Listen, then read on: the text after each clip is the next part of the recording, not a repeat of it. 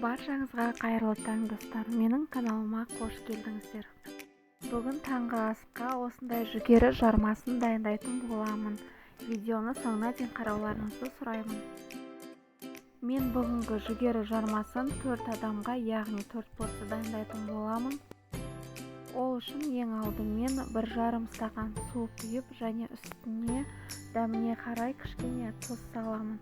Және де осылай қасықпен бір қасықтан салып отырып, 1,5 стакан судың үстіне 7 ас қасық жүгері жармасын салып, жақсылап араластырып отырып, шамамен 4-5 минут қайнататын боламын. Яғни суы тартылғанша, міне дәл осы видеодағындай.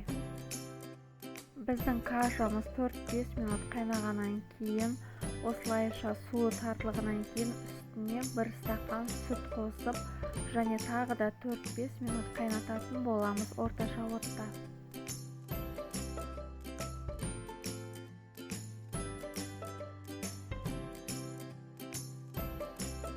Бізде жүгері жармасы жақсылап қайнады, шамамен 9-10 минут уақыт кетті. Енді өз қалауларыңызша дәміне қарай қант және май қосып бір араластыратын боламын. Біздің таңғы асымыз осымен дайын. Видеоны соңына дейін қарағандарыңызға көп рахмет. Баршаңызға ас болсын.